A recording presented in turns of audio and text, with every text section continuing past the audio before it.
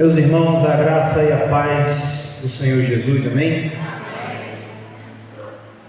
Que manhãs especiais nós temos tido aqui na presença do Senhor. O Senhor continue a nos exortar, o Senhor continue a falar conosco, o Senhor continue a cuidar de nós, porque tudo isso é prova do seu amor para conosco. Quero convidar você a abrir sua Bíblia em Apocalipse capítulo 3.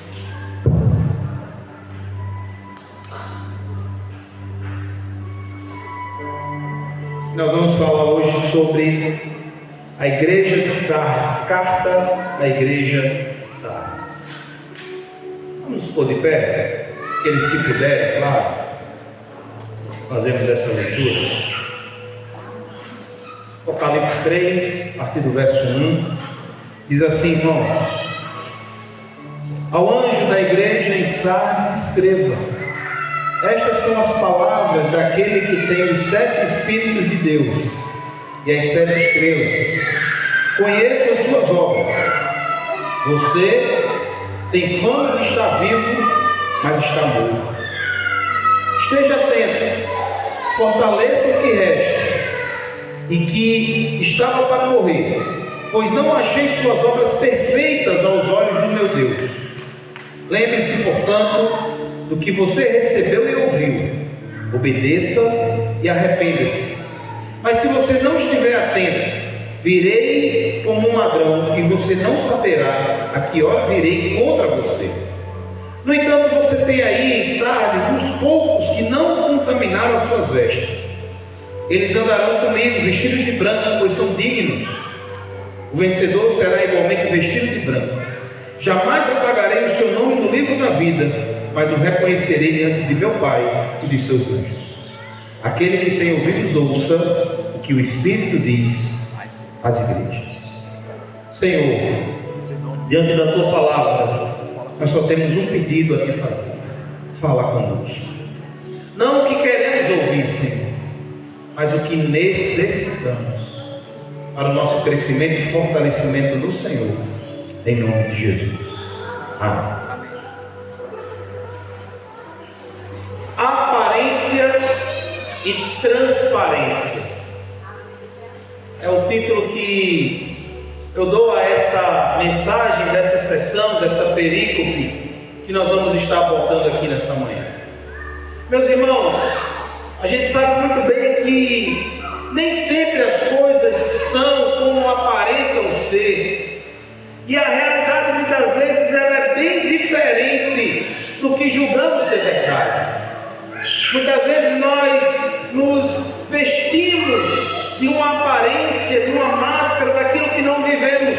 Muitas vezes nós estamos sorrindo quando o nosso coração está chorando. Muitas vezes nós estamos dizendo aos outros que está tudo bem, quando na verdade nada está bem. Nós somos hábeis em maquiar a realidade da vida que nós estamos tendo, e nós somos hábeis em mascarar a verdade que nós estamos vivendo. Isso me faz lembrar de um personagem das Crônicas de Nárnia, de C.S. Lewis, chamado Eustáquio. Eustáquio, que na trama do livro, como no filme bem representado, um menino que você cria aversão a ele, um menino que aparenta ser amigável, que aparenta estar ali junto com os outros, ele está no peregrino da alvorada, ele está entre os reis de Nárnia, mas ele é avesso a tudo aquilo, ele é perverso, ele é mau, ele vira um dragão, por cobiçar o tesouro de um dragão. E a gente sabe um pouco a história, né? Ele, por cobiçar aquele tesouro, por ser ele ambicioso, por faltar nele autenticidade, e ele se transforma naquele dragão que vira para ele uma maldição. Eustáquio, irmãos, que estava entre os reis de Nárnia, Eustáquio, que estava no peregrino da alvorada, naquela viagem que os narnianos fizeram, era diferente dos cidadãos de lá. Existia um dragão dentro de Eustáquio, que era mascarado por ele pela sua ambição, pela sua cobiça. E quando ele se transforma nesse dragão, ele quer voltar a ser menino novamente, mas não consegue. Eustáquio, irmãos, ilustra muito bem o que é a nossa humanidade. Eustáquio ilustra muito bem aquilo que nós somos, aquilo que o pecado nos transformou, aquilo que o pecado nos faz ser, aquilo que o pecado mascara em nossa vida, diante da nossa condição diante de Deus.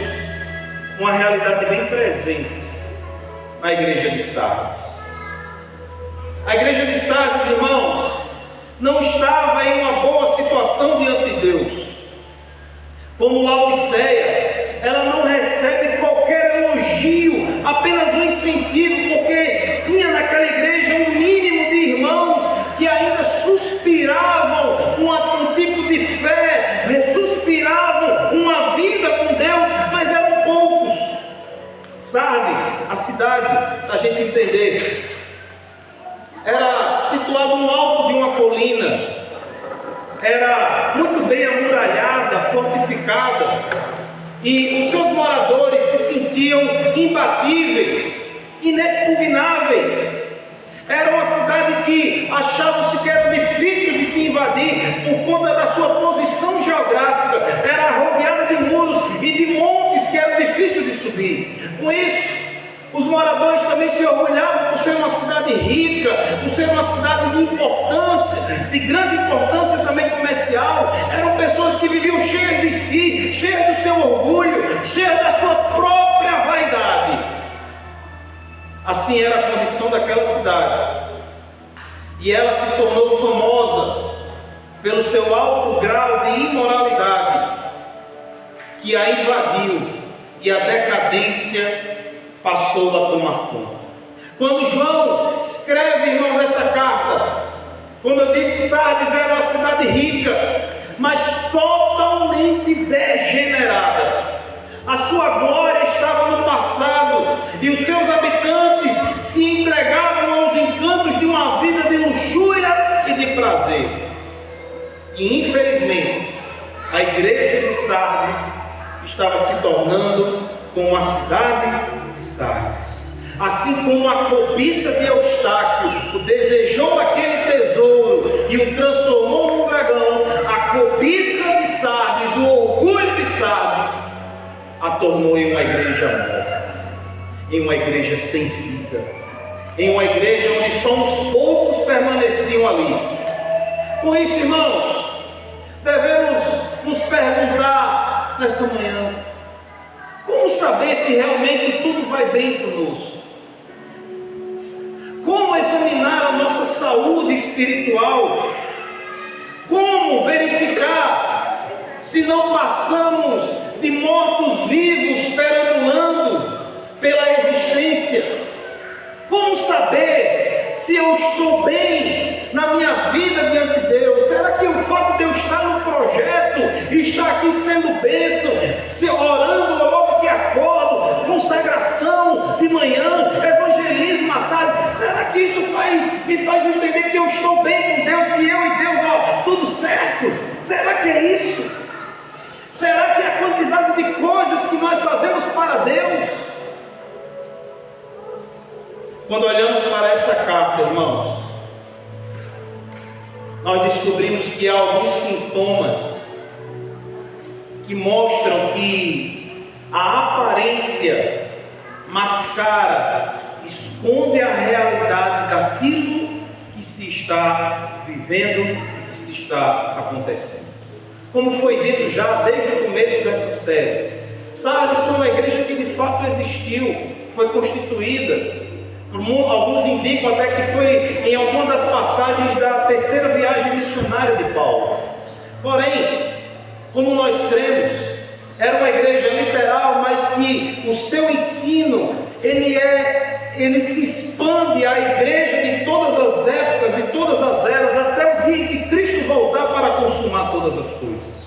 Então, existem acontecimentos e lições que são diretamente relacionadas à igreja de Sardes, como também aplicadas e vivenciadas nos dias de hoje, na vida da igreja e de cada um de nós. Com isso, irmãos, começamos a olhar para o nosso texto.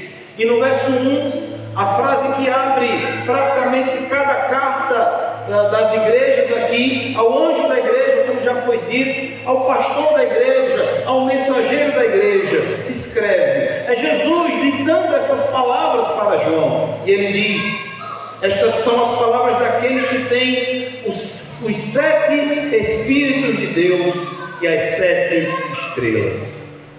A cidade de Sardes era conhecida também pela sua idolatria. Existia um panteão pagão idolátrico presente naquela cidade.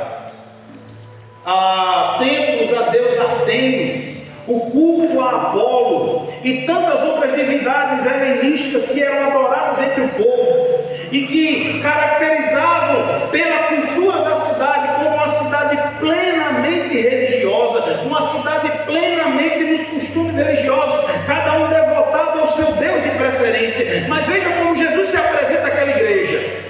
Jesus começa se apresentando dizendo: não há outro Deus que se compare a mim, não há ninguém superior a mim. Eu sou aquele que tenho os 7 Espíritos de Deus. O 7 aqui, irmãos, é simbólico no sentido de plenitude, como Paulo vai descrever os Colossenses: nele habita toda a plenitude de Deus.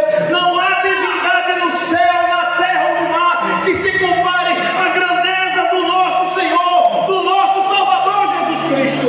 Todos os deuses, todas as divindades se curvarão diante do Rei dos Reis, do Senhor dos Senhores. Não existe vida longe da presença de Cristo. É Ele que já se apresenta como detentor de toda a autoridade, não só na vida daquela igreja, mas na vida de todos aqueles que reconhecem o seu senhorio e a sua soberania. E as 7 estrelas, os 7 pastores, na plenitude, no sentido pleno também, de que Ele detém, irmãos, a vida dos pastores consigo. Todos aqueles, irmãos, que são chamados por Cristo, estão debaixo exatamente da sua soberania, do seu controle, do seu comando. E aqui, a partir do verso 1, começa a ser descrito todos os problemas que aquela igreja vivia. E ele começa dizendo: conheço as suas obras. Meus irmãos, não existe nada que passe desapercebido aos olhos de Deus. Muitas vezes a gente tenta fazer as coisas na miúda, como diz, na escondida. Ninguém vai saber, ninguém vai ver. Vamos ali para trás do ginásio que ninguém vai ver a gente. Jesus diz para nós: conheço as suas obras. Eu sei as intenções do seu coração. Eu sei cada detalhe daquilo que você faz. E nada disso vai passar desapercebido. E ele faz um exame crucial para aquela igreja. Tem fama de estar vivo, mas está o quê? Morto. Meus irmãos, aquela igreja vivia numa cidade luxuosa, numa cidade rica, numa cidade que se orgulhava da sua segurança, em uma cidade que era conhecida pelas suas fortalezas, pelas suas muralhas e montanhas, e aquela igreja se orgulhava daquilo que tinha. Mas, veja, irmãos, estava morta.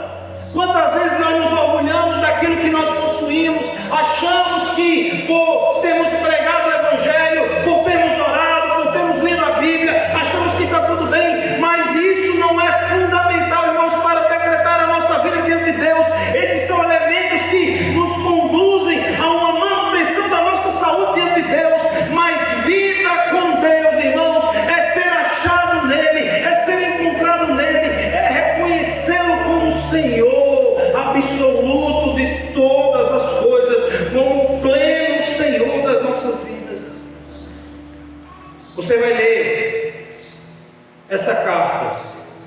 E você não vai encontrar aqui nenhuma referência a uma má teologia naquela igreja. Não existe uma repreensão a um falso ensino. Não existia a doutrina dos nicolaítas. Não existia o perigo da profetisa Jezabel, como foi dito ontem. Não existia, irmãos, falsos mestres incomodando a teologia daquela igreja. O que nos subentende, irmãos? Subentende que aquela igreja poderia ter até uma teologia boa, uma doutrina saudável. Mas veja, ainda assim, estava distante, estava morta, estava fria, faltava algo na vida daqueles irmãos, na vida daquela igreja. Está morto. Meus irmãos, o fato de que você está numa igreja que o pastor prega a palavra, que tem um bom ensino, uma boa teologia, nem sempre é sinal, irmãos, de uma vida piedosa, santa e fervorosa diante de Deus. Porque toda ortodoxia sem uma ortopraxia ela é vazia. Todo um conhecimento elevado da teologia, da doutrina e da palavra de Deus, sem uma vida prática, evidenciada na comunhão, evidenciada no amor entre os irmãos, evidenciada na presença do Espírito, impulsionando a igreja, levará cada um de nós a sentirmos um vazio da alma. Por isso que no verso 2 ele começa: esteja atento, seja vigilante, esteja alerta. É o primeiro mandamento. Ao ouvir isso, os habitantes de Sardes se lembrariam imediatamente da sua história. A história de que eles se achavam fortificados, como eu disse, cercados de muralhas e montes, mas a cidade foi invadida 3 vezes. Achavam que nunca seriam atingidos pelos inimigos, mas foram. Entre um dos seus conquistadores está o próprio Alexandre o Grande, que achou uma brecha entre as muralhas e conseguiu invadir. Aqui, irmãos, mostra para nós que toda soberba, todo orgulho é o primeiro passo para a queda, é o primeiro passo para a ruína. Quando nós nos achamos demais, que somos bons demais, que somos melhores demais, que sabemos demais, que já temos demais, que não precisamos de nada, não precisamos mais saber mais da Bíblia, não precisamos de pastor, não precisamos de igreja, esse é o sinal de que você já está morto. Por isso que Jesus diz: esteja alerta. No passado, a cidade foi invadida quando se achava forte. E vocês hoje podem se achar fortes, mas estão mortos. Fortaleça o que resta. O texto grego, irmãos, enfatiza aqui o presente contínuo, para indicar que a igreja, irmãos, precisa ser sempre vigilante em relação aos perigos internos e externos. Temos que ter cuidado, irmãos, com a vida de aparência, de querer mostrar para as pessoas, enganando a nós mesmos, que está tudo bem. Muitas vezes, irmão, nós vivemos uma vida de pecado, de desobediência, de infidelidade a Deus e aos outros, mas chegamos na igreja, a gente parece que veste aquela capa de santidade, de pureza. E se o pastor não me chama para orar, a gente fica chateado. Se o meu nome não é lembrado em alguma coisa, meus irmãos, cuidado com a vida de aparência que nós levamos diante de Deus. Deus, irmãos, Ele espera de nós uma sinceridade daquilo que há dentro para fora. Que o nosso coração, irmãos, esteja exposto aos quatro ventos e aos todos os olhos diante de nós, para que vejam a realidade daquilo que nós somos. Deus, Ele quer sinceridade e verdade dos seus adoradores. nós temos que manter essa vigilância. Estejam alertas. É um presente contínuo, ou seja, é uma ação contínua de vigilância. Meus irmãos, eu não quero alarmar vocês, mas veja, eu participo do Desperta Nordeste desde 2010. Eu já vi muitas pessoas passarem por aqui, muitas, que evangelizaram, que choraram nas consagrações, nas reuniões, que se alegraram, que pularam, que dançaram na praça, que fizeram pantomima, peça, mas hoje estão totalmente distantes de Deus. Uma amiga minha, que veio no projeto antes de mim até, um dia conversando com ela, e falando de Deus, ela parou e disse: Deus? Que Deus? O seu ou o meu? Meus irmãos, temos que entender que a vida com Deus é muito mais do que um projeto missionário de 10 dias. De que a vida com Deus é muito mais do que um culto de domingo que você vai na sua igreja. De que a vida com Deus é muito mais do que uma reunião de oração que você participa. A vida com Deus, ela é contínua, ela é sem ininterrupta, ela é progressiva, ela é constante, é o tempo todo eu andando na presença do Senhor. É por isso que Lutero dizia: eu achei que eu tinha afogado o velho homem nas águas do batismo, mas eu descobri que o infeliz sabia nadar. E por isso que eu tenho que afogar ele todos os dias.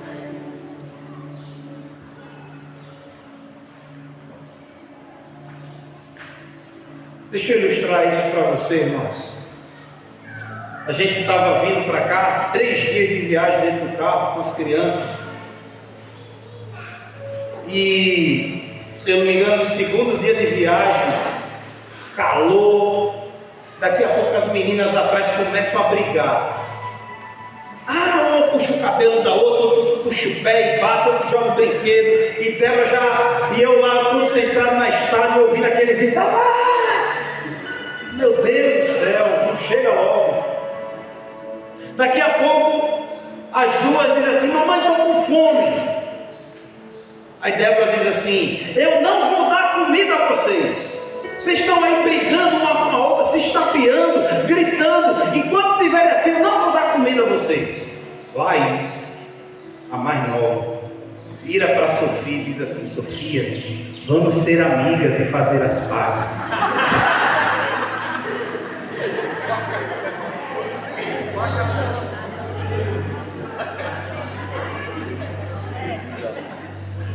E Sofia: tá bom.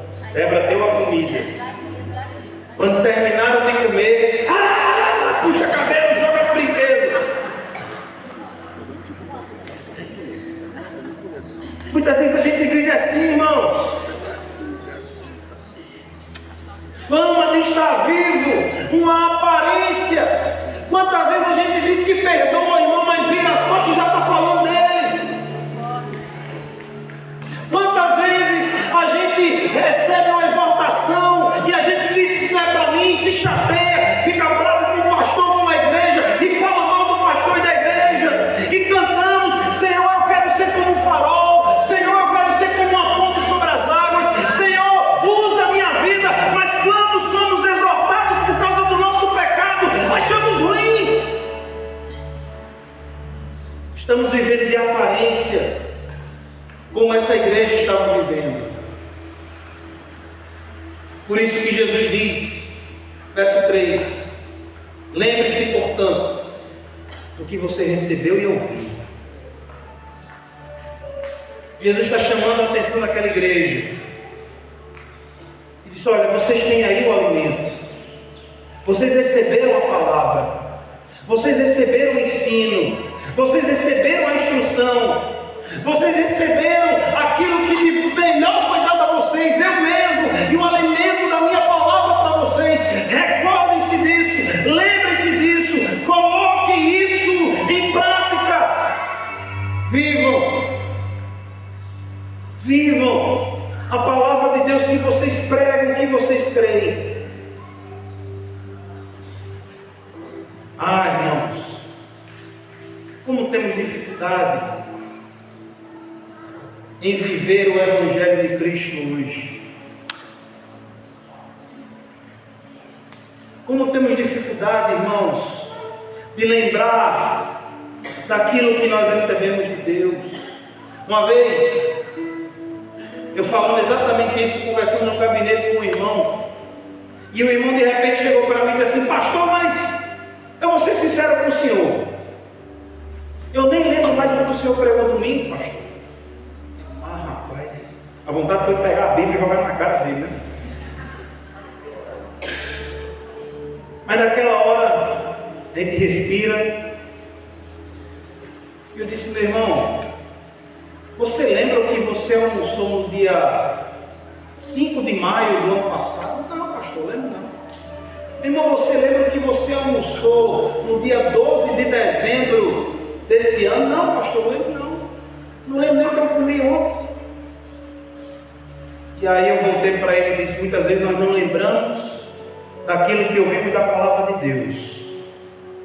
Mas assim como o alimento que nós comemos fortalece o nosso corpo para o dia, a palavra de Deus que nós ingerimos fortalece a nossa alma e a nossa fé para as batalhas que vamos encarar pela frente. Você não pode lembrar, mas os nutrientes espirituais da fé estão fortalecendo a sua vida. Por isso, irmãos, nós temos que nos fortalecer dessa palavra todos os dias. Mas há uma visita inesperada, irmãos. Jesus ainda diz assim, mas se você não estiver atento, virei como um ladrão, e você não saberá a que hora virei contra você. A igreja aguarda ansiosamente o retorno de Cristo em glória. Amém? Aguardamos o dia em que Ele vem nos buscar. Que dia glorioso será esse? Mas essa vinda aqui que Jesus fala, irmão, não é uma vinda em glória, é uma vinda em juízo. Não é uma vinda de resplendor e glória, mas é uma vinda de acerto de contas com o Senhor da igreja. Eu virei contra você. Sabe, quantos de nós tivemos aquela mãe e ela dizia assim: se eu for aí e achar,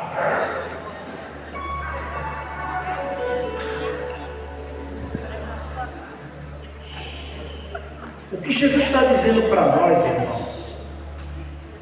Ele está dizendo: olha, se consertem, sejam vigilantes, lembrem-se, vivam, obedeçam, se arrependam. Mas se você não fizer isso, eu vou até você para resolver esse negócio. E não é uma vida, irmãos, como eu disse, em glória. É uma vida de conserto e de juízo. Muitas vezes, irmãos, estamos congregando em nossas igrejas, achando que está tudo bem, e às vezes não entendemos o porquê que certas coisas acontecem, mas é porque o Senhor está tratando aquela igreja. O Senhor está vindo até aquela igreja para tratar, para fazer com que pecados sejam confessados, para que vidas verdadeiramente sejam transformadas, para que o poder da graça de Deus opere transformando corações e vidas, para que a igreja seja uma igreja cada vez mais vibrante, fervorosa no amor e no serviço. É isso que ele está dizendo, irmãos. É isso que ele fala para a igreja de Sardes e fala para nós. Muitas vezes o Senhor nos toma, como a gente gosta de usar aquela palavra, né? Nos pega no estreito. Mas deixa eu dizer algo para você. Todas as vezes que eu ouvi a minha mãe dizendo, se eu for aí, eu tremia. Mas eu sabia, irmãos, que ela estava fazendo aquilo porque ela me amava. Porque ela não queria ver o seu filho andando e fazendo aquilo que era errado. Quando o Senhor vem em juízo, quando o Senhor vem para pesar a sua mão sobre a sua igreja, Ele vem fazer isso porque Ele nos ama. Porque você é amado por Ele, porque você é cuidado por Ele, porque você faz parte dos propósitos dEle, porque você pertence a Ele. A igreja, irmãos, ela não recebeu uma repreensão por ter uma falsa doutrina, por ter um falso ensino, um falso evangelho. A igreja não recebeu uma repreensão por ter falsos profetas, falsos mestres, falsos pastores. Isso nos ensina, irmãos, que podemos ter até um ensino correto, uma teologia saudável e ainda assim estarmos doentes. E o caminho, irmãos, é o arrependimento e a obediência à palavra de Deus. A palavra de Deus deve ser mantida, irmãos, não em uma estante segura e distante, mas sempre guardada em nossos corações, para ser conhecida, para ser seguida, para ser obedecida, porque esta palavra vai falar daquele que tem a plenitude de Deus, aquele que governa sobre nós, que governa sobre a igreja, que governa sobre o universo. Essa palavra vai nos falar dele e vai nos tornar cada vez mais dependentes dele.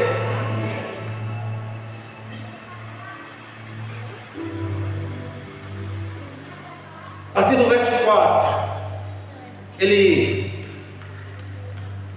começa agora a tratar a igreja a não viver mais de aparência, mas de transparência. Ele diz: no entanto, vocês têm aí em Sardes uns poucos que não contaminaram as suas vestes. Eles andarão comigo vestidos de branco, pois são dignos. Ainda houve esperança para a igreja dormente em Sardes, onde alguns poucos membros permaneciam ali fiéis ao Senhor. Entre as cinzas do fogo ainda existiam algumas brasas ardentes que com o sopro do vento podem reacender novamente.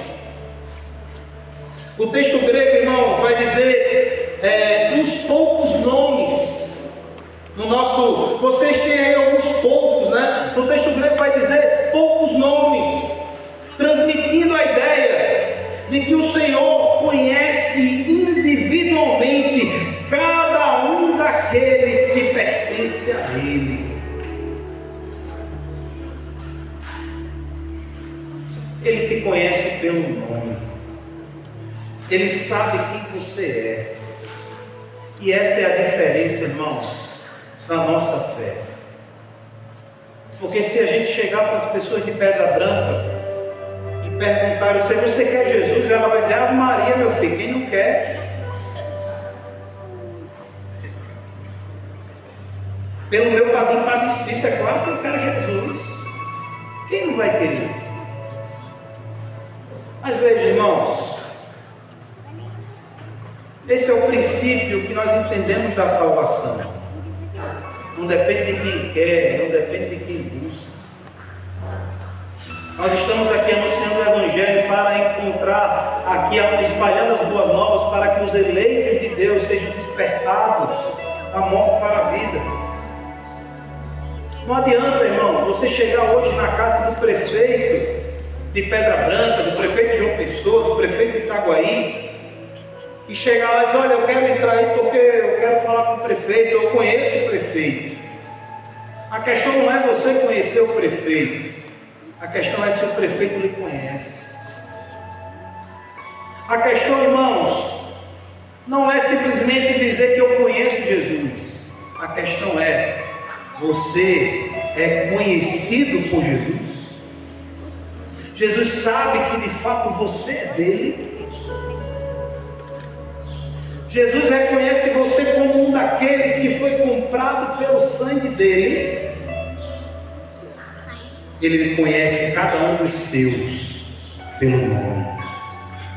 Ele sabe quem nós somos.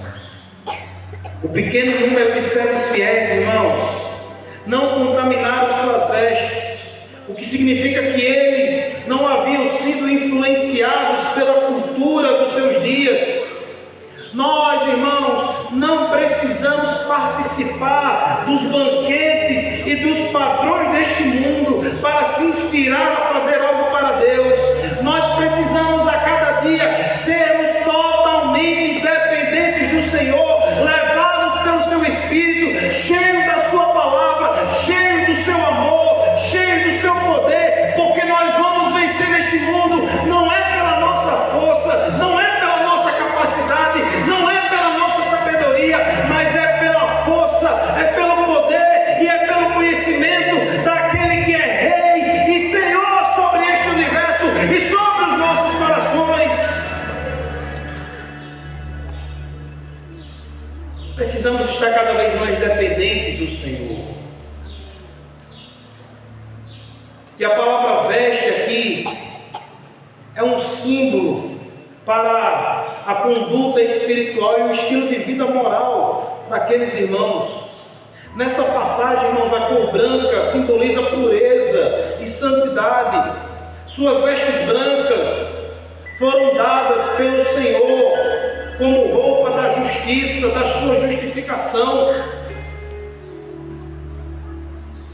Esses poucos fiéis, irmão, Jesus disse, são dignos, ou seja, eles são declarados dignos, não por causa dos seus próprios méritos, mas por causa dos méritos de Cristo. Não é sobre nós, irmãos, é sobre Ele. Verso 5 ele vai dizer: o vencedor será igualmente vestido de branco. Observe a voz passiva na expressão verbal, será vestido, que indica aqui, irmãos, que Deus deu roupas para o vencedor. Isso nos faz lembrar de algo. Isso nos faz lembrar do Éden. Quando Adão e Eva pecaram e tentaram lá cobrir com folhas a sua nudez. Mas lá no capítulo 3, verso 20 de Gênesis, vai dizer que Deus mesmo fez e deu vestimentas para eles de peles. Deus cobriu a vergonha, Deus cobriu a nudez, Deus tirou as escamas de Adão e Eva, Deus tirou toda a roupagem de aparência de Adão e Eva, e Ele mesmo deu vestimentas, assim como Ele faz com cada um de nós, quando somos chamados da morte para a vida. Deus nos descobre, Deus arranca a nossa vergonha, Deus tira o nosso velho homem, Deus tira tudo aquilo que não presta em nós e nos reveste e nos veste com roupas da justiça compradas pelo sangue do Cordeiro de Deus.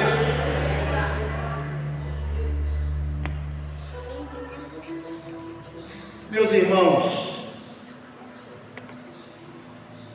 devemos ser cada vez mais santos e justos no nosso andar, no nosso viver, no nosso pensar. Os santos vestidos de roupas brancas, irmãos, são os santos na presença de Deus. Com isso, deixamos de viver de aparência quando vivemos a vida de Cristo em nós. Amém? Deixamos de viver de aparência quando nos tornamos mais parecidos com Cristo. Deixamos de viver de aparência quando eu já estou crucificado com Cristo. Agora já não sou eu quem vive, é Cristo que vive em mim. E esse viver que agora vivo na carne, vivo na fé do Filho de Deus, o qual me amou e se entregou por mim. Gálatas 2:20. Meus irmãos, vestidura branca ainda tem um outro apontamento.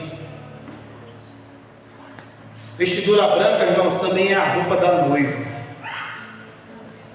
É a vestimenta que a noiva usará, aleluia, quando o noivo vier buscá-la.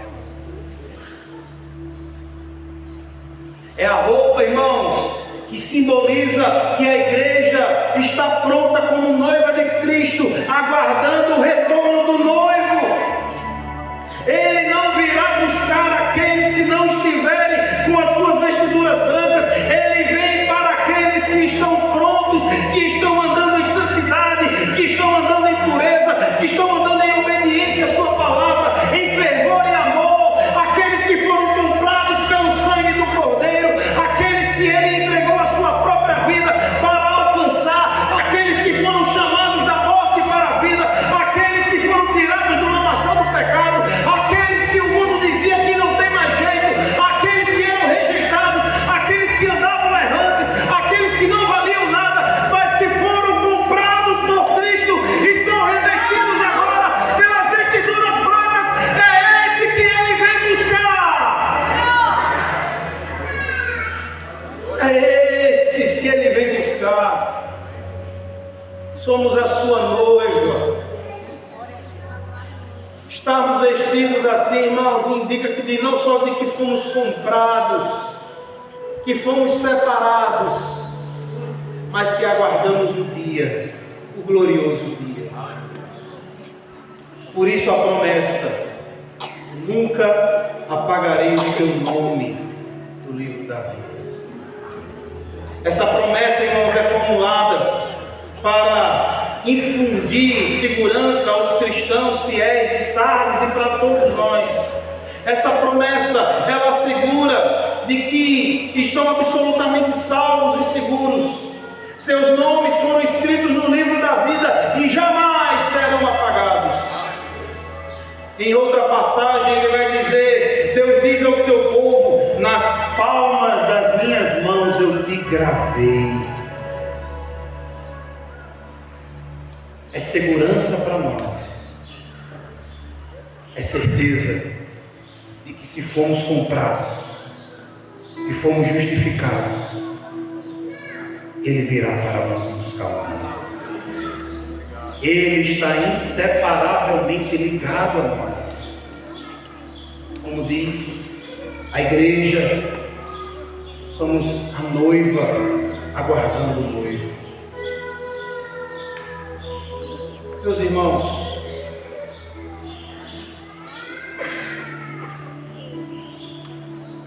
o Senhor é Ele quem revela o que está por debaixo das nossas máscaras. É Ele quem tira, é Ele quem arranca de nós toda falsa aparência e roupagem de pecado. Isso me faz lembrar mais uma vez de Eustáquio, das Crônicas de Nárnia. Eustáquio, depois de ter virado dragão, em dado momento ele diz assim: eu não vou contar como me tornei um dragão, eu vou contar como eu deixei de ser um dragão. Eustáquio, ele chega em um determinado lago, ele quer se banhar naquelas águas, então ele mesmo começa a tirar as suas escamas, e aquilo machuca, aquilo dói. Ele quer mergulhar naquele lago, ele consegue tirar algumas escamas, mas logo quando ele mergulha, as escamas voltam. E ele vai tentando tirar, mas sempre que ele mergulha, as escamas voltam. Isso é a figura de todo homem que tenta salvar a si mesmo, que tenta se curar, que quer tentar deixar de viver de aparência, mas por si só não consegue. É nesse momento, irmãos, que Eustáquio conta como ele deixou de ser um dragão.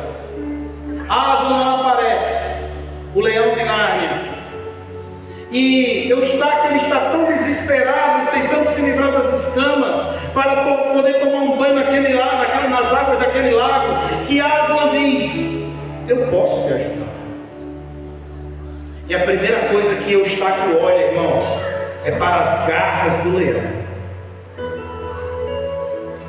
E ele pensa: se ele me ajudar com essas garras.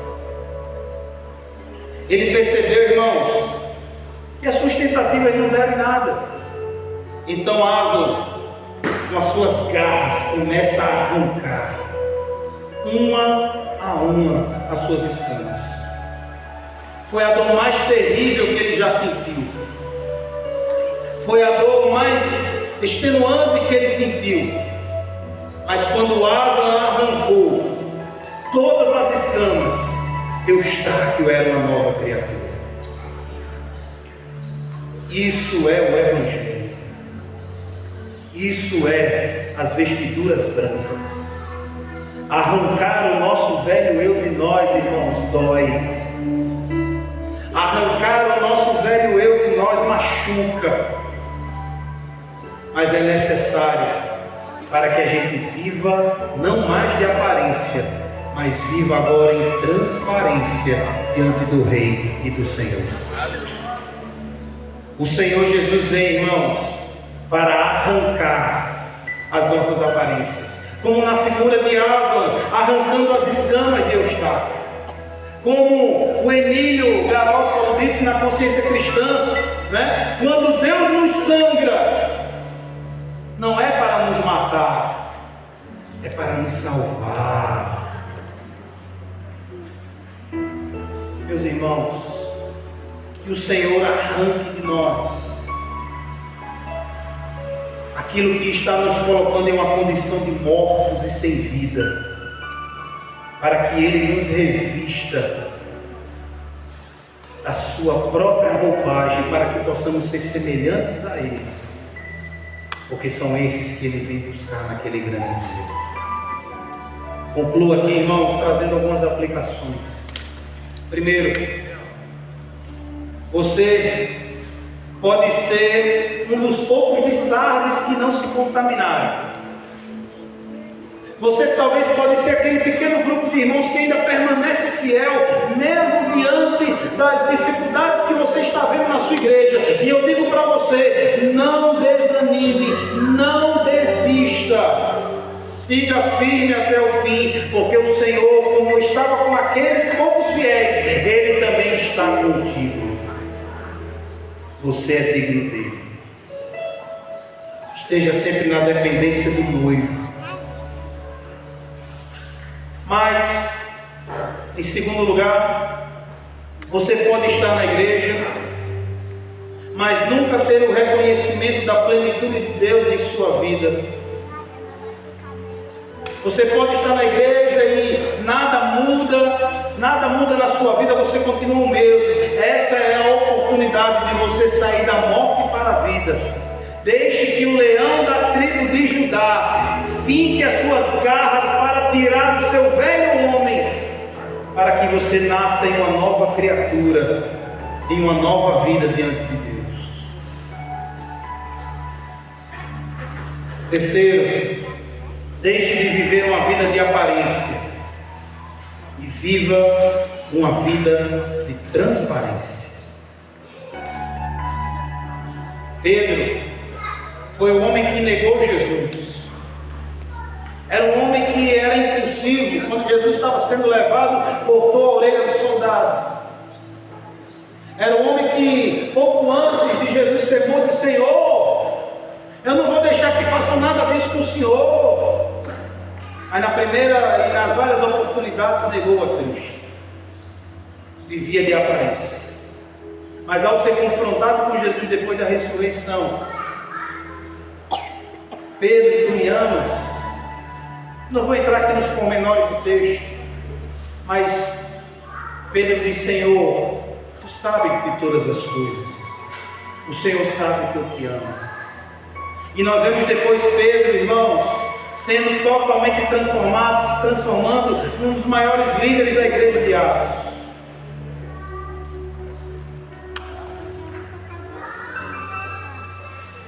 Você ama Jesus?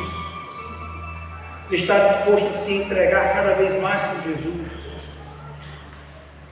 Então, em último lugar, Viva como uma noiva à espera do noivo. Quem tem ouvidos, ouça o que o Espírito diz à igreja. Feche os olhos.